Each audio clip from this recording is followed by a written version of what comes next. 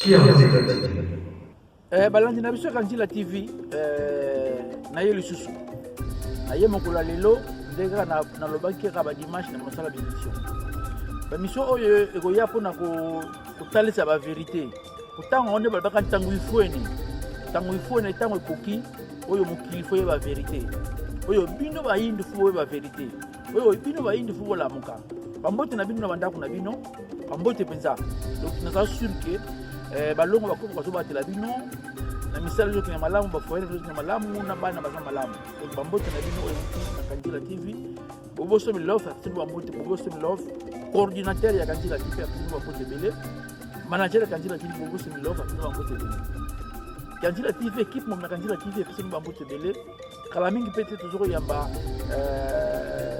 journaliste ya sika na Kandila TV mama matondo lisé mama matondo lisé makoloza na nzela kala mingi te bozomuna mama matondo livazo ya na masolo ya kati le Kandila TV eso ya kana makamba ya sika kaka leka to lobaki ke no bisto ya kama malembe bokozala kaka na esengo bokozala décité que bisto sala ka beste bisto to finga kate bisto ya kaka na ba nouveauté oyo la sabino oyo ko pesa bino boyebi yango ata 4 personnes ou 5 personnes balandi biso yeba ke non na 5 wana biso to ba kobongo wana ba ko comprendre idéologie ba ko zonga to ba toujours futuka par pambo vidi là bande ona ngai na ele susu po faut ko ba ka vérité ko ba kambo ngo bandi penza donc bandi ko koma na suka soki yo mutu moyindo ozana retard minye ba ke bayindo mususu na ba continent mususu balamuki eza kaka biso baafrikain mutu zopesa retard masolo oyo bato mpena balamuki na bango bato bacomprendre ke non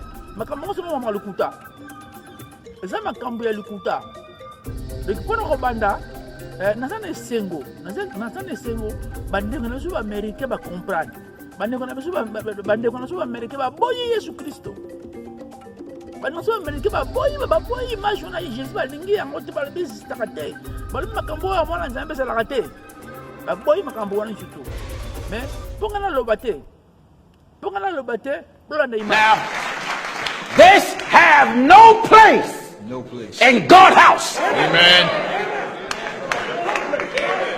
This is not Jesus. That's right. Did you hear what I just said?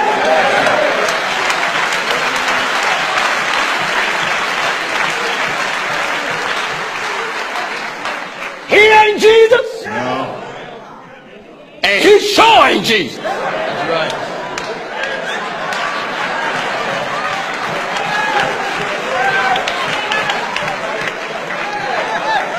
That's not Jesus. Amen. Now, the Europeans took this. Oh, I'm going to hit hard.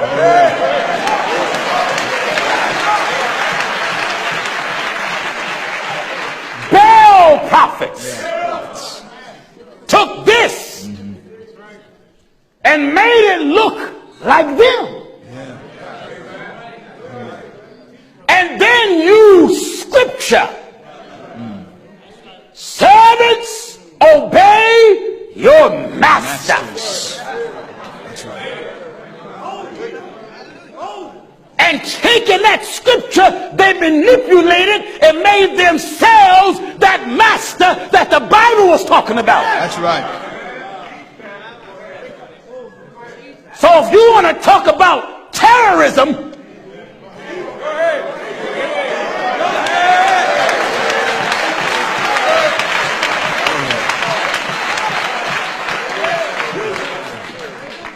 racism is terrorism. Amen.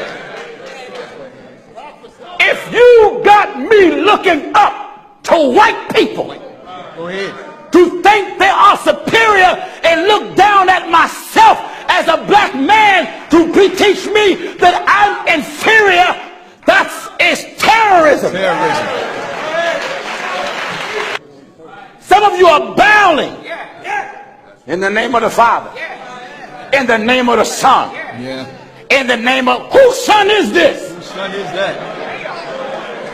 I mean, whose son is this fella? That's right. This is Baal's son. Baal's son. This is the devil's son. This is the son of a liar. That's right. That's right. You would say, oh, he called Jesus a liar. That's not Jesus. That's not Jesus. That's not Jesus. I said, that's not Jesus. And that's not Jesus either. Go ahead. So get up off your knees. Get up. Stop making a cross. That's right. Get up off your knees. That's idolatry. Idolatry.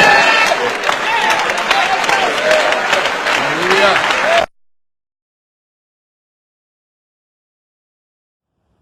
nakanisi bolandi image bomoni ndenge pasteur atie deux photos à Jésus Christ atie mibale sokoyo donc o balobaka anglais bakoyoka na anglais o balobaka français bakotanga na français o balobaka lingala te soko bakoyoka ngai et o balobaka français na anglais te balobaka lingala bango nde bakoyoka ngai soko ngana yeka pour ça donc même route na koloba ça na tout ça déjà wana le pasteur on a le bimaka munyo surtout donc mingi ngana le bezalité le botala gravité pasteur a lobike donc comme ma christianisme en Afrique comme ma kambo ouais le terrorisme au niveau pasteur on a commis alibeza le terrorisme oyo bazoko boya basala na poto bango basala ki biso yango obi combien de personnes bakata bango kingo vivant pona lobaka ke non biso linga ki bonzame na biso obi combien de personnes bakata bango maboko kaka pona ko poka na ngomona kaka non basango oyo batu oyo mindele ba elisma comme ki bonzame bazunyo ko la biso bakata bango maboko bande ko na tozonga ko bande ko na tozonga le tozonga puisque lelo soki de commis parce que ngapo mwana na ngai ya mwasi abala famille oyo mais famille faut pas l'exemplaire ceux qui peut-être ya pona volonté na koboya na linga mwana nga bala famille oyo zali na réputation malamu famille oyo zali na kibosolo alors sika sikoyo botela siko batu oyo bayela kibiso makama kibonza ambe bango moko ba vivre ndenge ni bakomi kobala bambua bakomi kobala bagorille bakomi kobala na bango na bango basi na basi bakomi kobala na mibali donc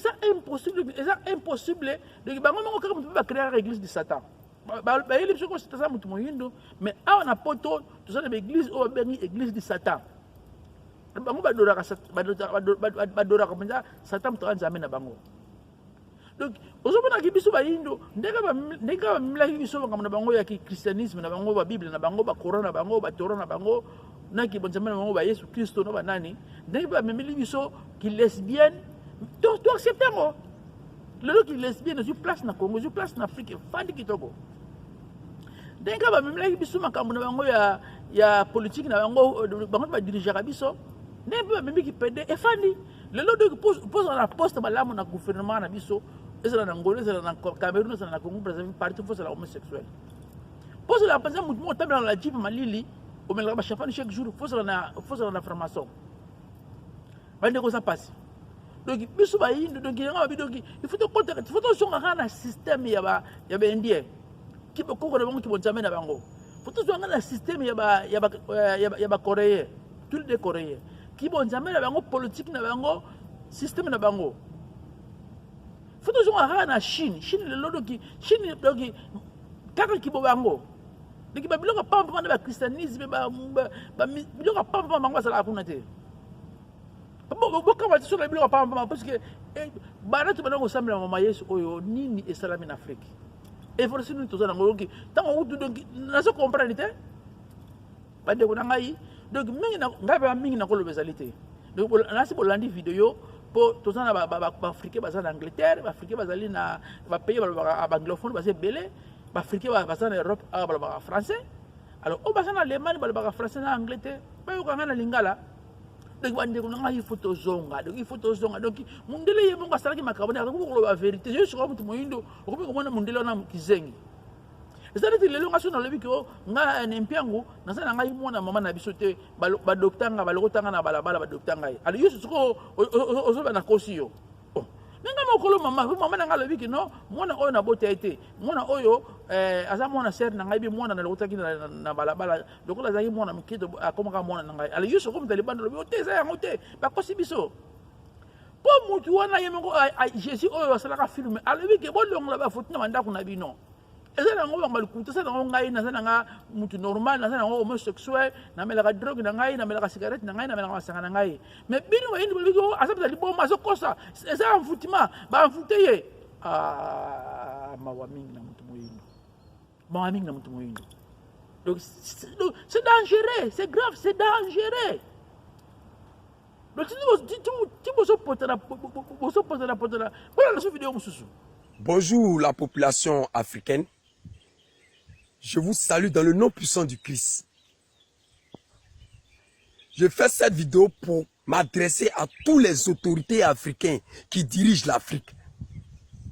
Les églises sont en train de multiplier de jour en jour ici en Afrique. Les pasteurs se multiplient de jour en jour dans les quartiers. Tandis qu'avant, dans les années 90, je me souviens très bien, pour être un pasteur, il faut avoir le bac plus 7. Et pour être un prêtre, il faut avoir le bac plus 9 et 2 séminaires, c'est-à-dire la petite séminaire et puis la grande séminaire. Les prêtres, ça continue, mais les pasteurs, non. En l'an 2000, pour être un pasteur, il faut être un bon menteur, il faut avoir un local, quelques chaises assises, pour pouvoir narquer la population. Et puis, si sur 10 pasteurs, il y a au moins 9 pasteurs qui sont prophètes. Et Dieu, Yako. Afrique, Yako. Et ces pasteurs et puis ces prophètes prononcent toujours le nom de mariage. Au nom de Jésus, tu reçois l'option de mariage. Jésus s'est marié. Non. Au nom de Jésus, tu vas voyager. Jésus avait passeport. Non. Ces pasteurs-là ne travaillent pas, mais ils sont riches. On ne se pose pas la question. Une phrase que les pasteurs ont prononcée, que moi j'ai retenu beaucoup dans les églises, avant de venir mener ce combat. Les pasteurs m'ont conseillé en me disant que ton père et ta mère sont tes dieux sur cette terre. Et ces mêmes pasteurs-là reviennent encore me dire encore que tu dois envoyer tes 10% dans ton salaire à ton Dieu. Et puis ces pasteurs viennent me dire que moi d'envoyer mes 10% de mon salaire aux pasteurs dans les églises. Tandis qu'on dit mon père et ma mère sont mes dieux sur cette terre.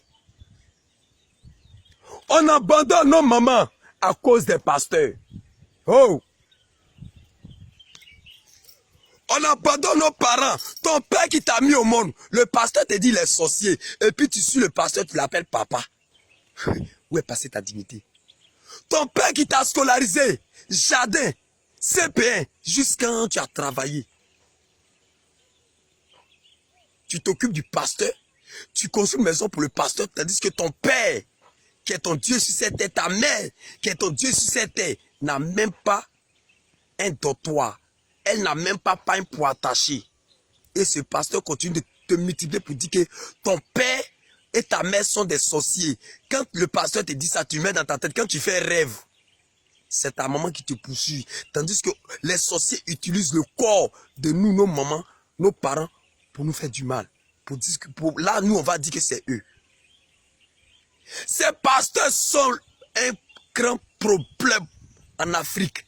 Ces pasteurs se multiplient de jour en jour. Même il y a des pasteurs qui ne se parlent pas, qui se dépassent. Dans mon quartier ici à Abidjan, il y a 11 églises. C'est que Jésus ils adorent.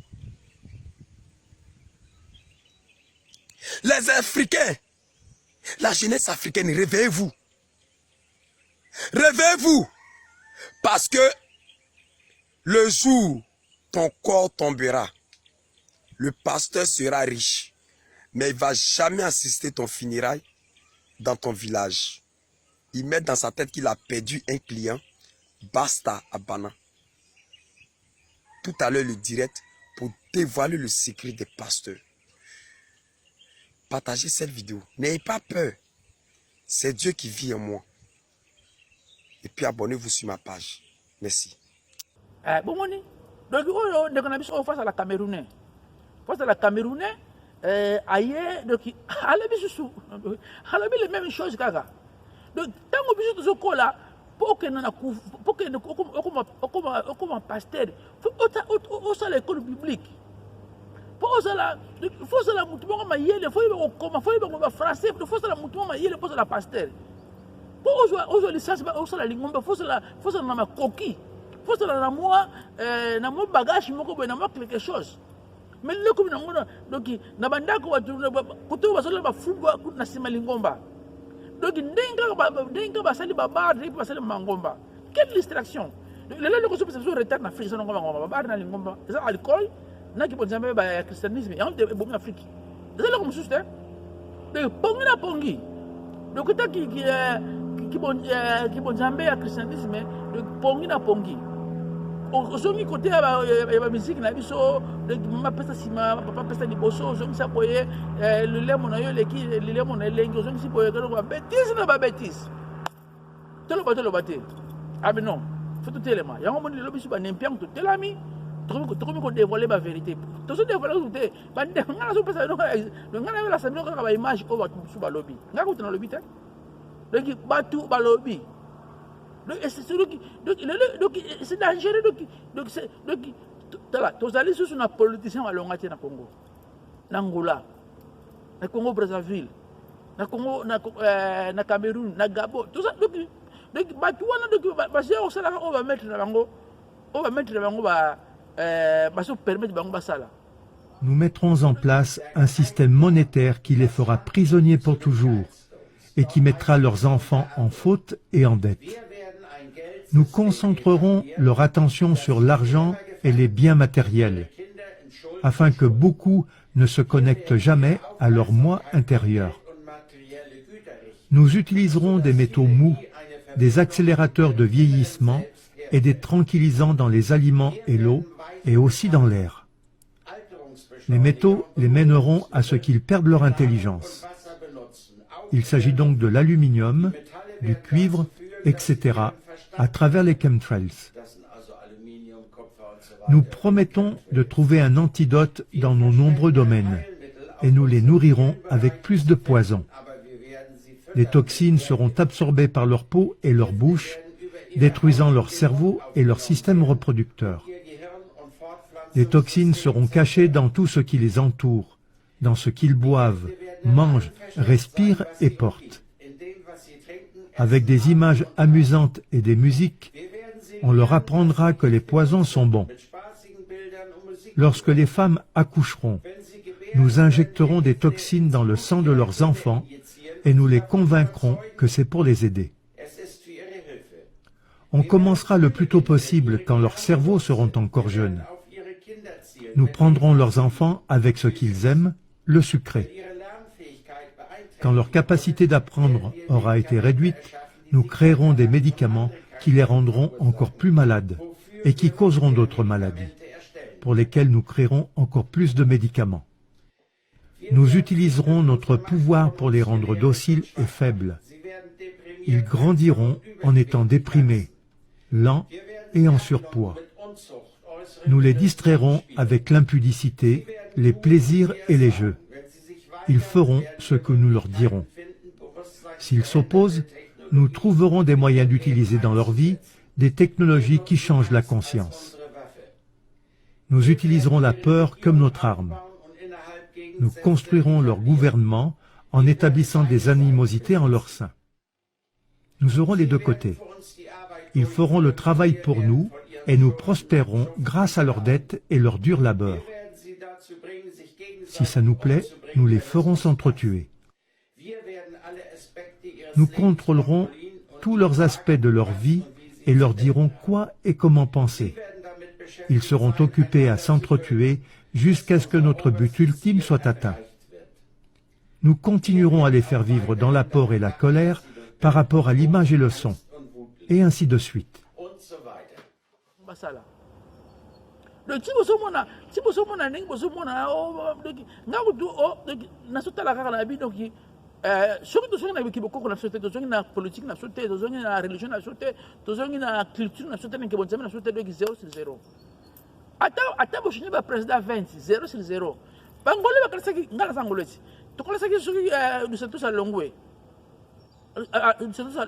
alongwe tokanisaki loresa koya loresa ekuti mama na kao dusantos soki atikaki dollar soki na 33 ye dollar ebati na 50 donc lelo baimmigré ya bangolais bakomi koleka te kutu ya bacongolais donc passe me ekoti na ngolais donc kala bangolais bayaki otango osomona un angolais eso angola no pas eso angola no pas não gosto dessas coisas pá Angola é um país melhor, Angola é um país que quando o angolano está fora para gastar dinheiro.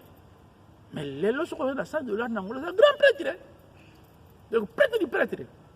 Eu sou uma pessoa bicho mas só na uma vacação uma troça bem mesmo na Angola avec $500 ça prêtre na Luanda.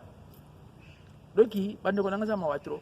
Elingolo ba keno yango biso tozola musaka donc tozola musa tozola toujours vutuka vana pambo wa vidi là. Il faut tozonga place to bunga il faut tozonga. Pour to récupérer place to bunga to récupérer to bana malembe. Bon, si ka siko penza botala image oyo mundele penza afunguli vérité. Le mundele yemoko na opportunité image oyo. Mundele yemoko afunguli vérité. Alors bien allemand va dire en français. C'est dangereux.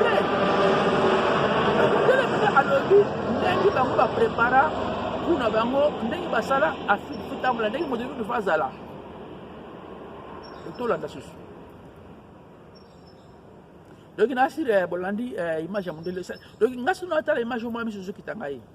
Nous n'avons pas été sortir ndenge ni nazo comprendre donc tozando que na libulu moko tout ko finga ba président Félix tout ko finga ba président Jean Lorenzo tout ko finga ba président na biso ki basala bango basala coupable té pour basala na bango ba esclave ya mindele basala bango ba travers ya mindele pour bango na bango na bango c'est la na poto bandaka na wasuma kanga na poto bilema balata uta donc donc système ça a confanda système ça est fanda ça bien posé alors ça faut créer tout le monde ndenge to bima na système wana to créer système la biso monga Afrique donc mingi na le besoin na hotel donc il faut biso donc vidéo ana expliquer ndenge basala kuna bango c'est pour bolandi pe ya roi belge nga loba bolandi ba donc mundela ko loba na ye mundela ko loba na vérité.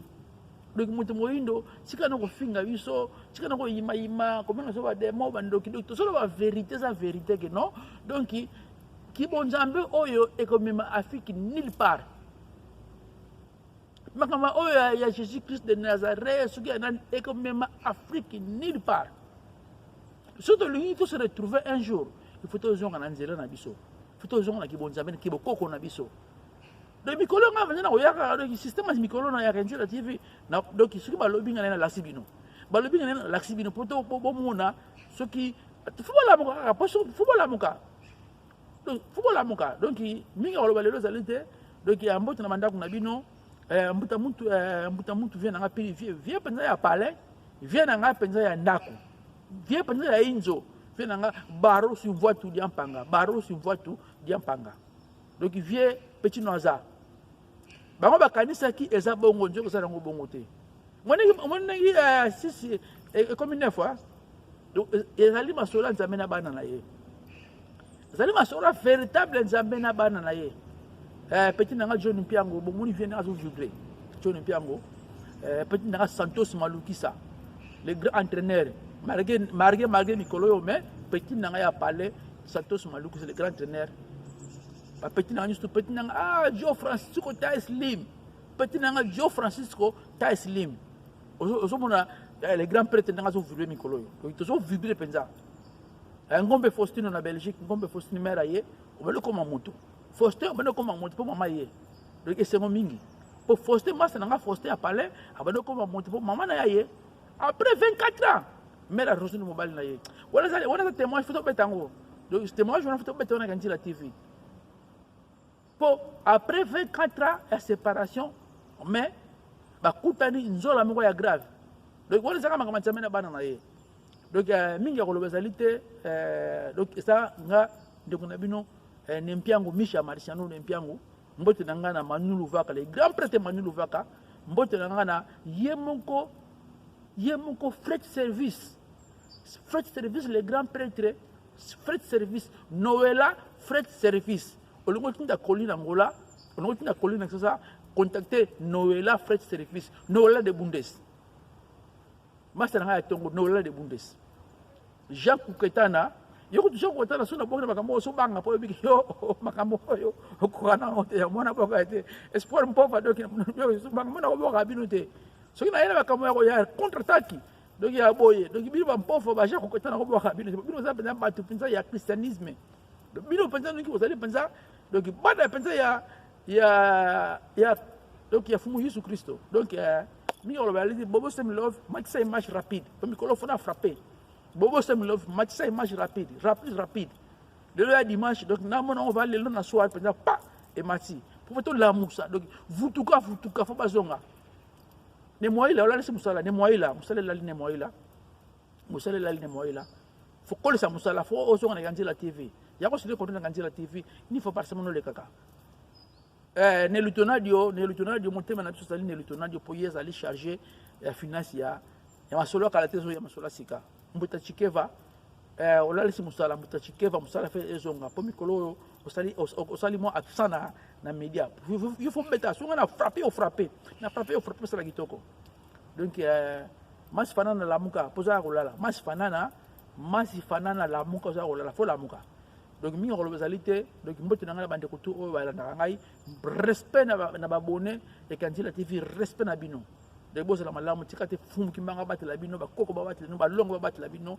donc to zanga na système ya victoire nunga tununga kukele yango yo émission na bino yango yo kasi bokoleka na plateau ya nempiango akoyamba bino mpuko ya kufungula ba yendo biso bola musa bango obayeba kibo bango oya kutala oya koyoka oya komona kimona meso kukele ekolobisa onini tozonga na nzela oyo tobungelaki oya kutala oya koyoka zasu na tango ya kolala te ekomi tango biso poto lamuka moto moyindo kolamuka kiele lingi yo ozala ndenge nini futuka wana ya pambo ya bedila ukela yepo azongiso na nzela wana po ozonga na nzela bosolo na yo ukele yango ukele ye na tongo elamusa yo kibo biso ukele nde ekati makambo biso Kukiele, otra emisión de estudio. Kiele.